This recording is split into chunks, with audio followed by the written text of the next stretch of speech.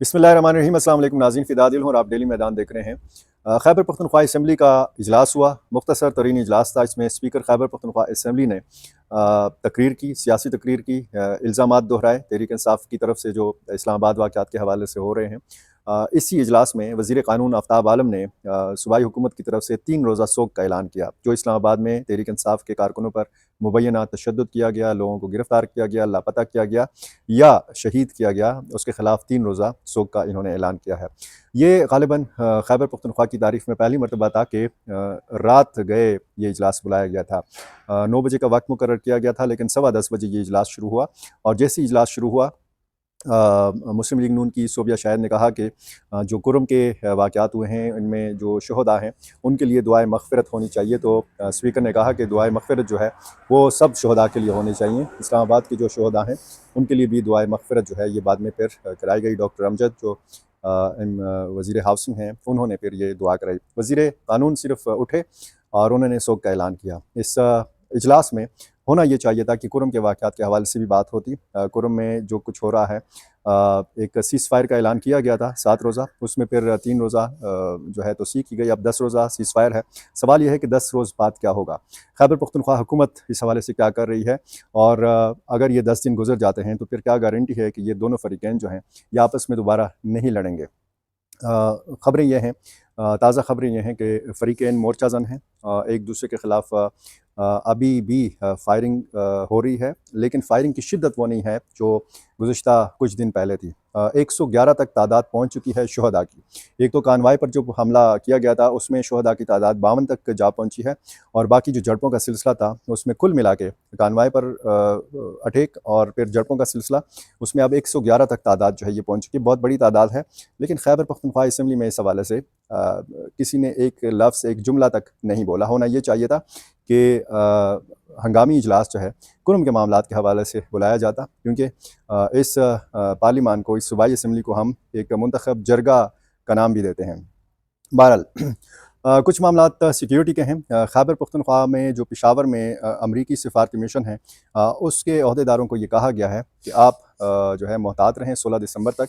और सिरीना होटल जो 5 star hotel है, जिसका पुराना नाम पीसी था, पर्ल कॉन्टिनेंटल होटल था, यहाँ पे जाने से गुरेज़ करें। तो क्या खुदा न खास्ता पेशावर में कोई बड़ी वारदात हो सकती है? इस अलर्ट का मकसद क्या है? और अमरीकी जो अहदेदार हैं सिफारती मिशन के, वो ज़ाहिर है कि यहाँ पे इसी 5 स्टार होटल में मुलाकातें करते हैं, यहाँ पे इनकी मीटिंग्स होती हैं।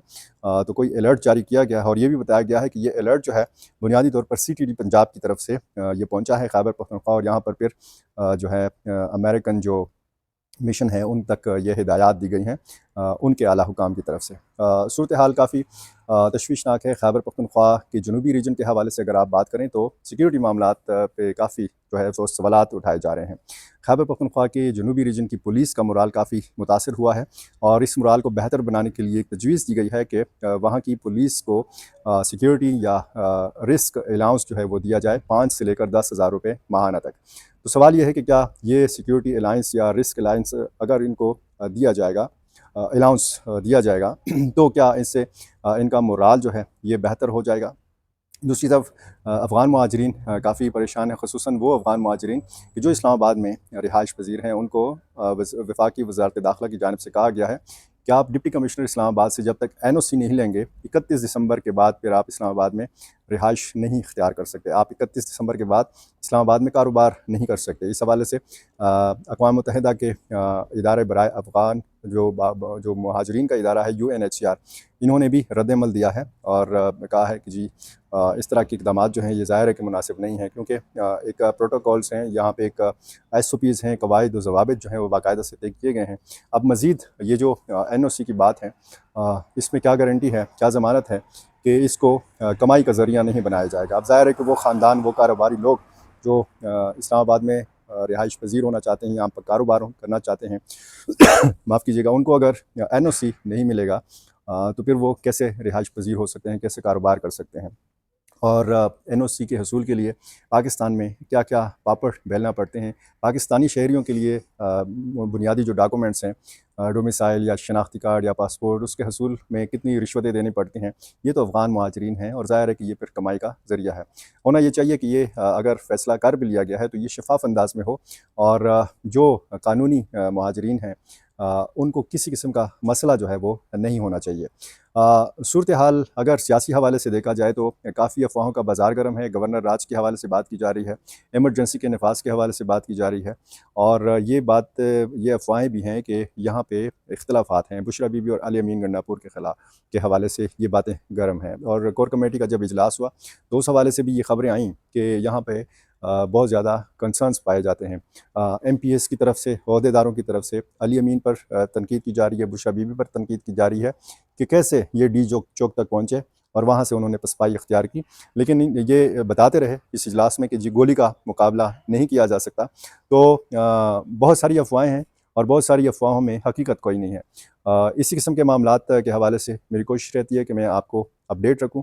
रात के ही इस पहर में खैबर पख्तूनख्वा असम्बली के अहाते में खड़ा हूं, और अब से थोड़ी देर पहले जब ये वीडियो रिकॉर्ड हो रही है, मेंबरान असम्बली यहाँ से जा चुके हैं, और मज़ीद कई दिन तक ये सिलसिला अफवाहों का भी गर्म रहेगा और आदाद शुमार आपको कोई नहीं बताएगा। जो भी इस वक्त सूरत हाल है, इस वक्त पूरे मुल्क में बताया गया है कि पूरे मुल्क से जो कारकुन गए थे इस्लामाबाद, वो 11 इनकी अफराद की शहादतें हुई हैं। इनमें 4 का ताल्लुक़ जो है वो खैबर पख्तूनख्वा से है। कोई 35 जो हैं वो लापता हैं, 45 को गिरफ़्तार किया गया है।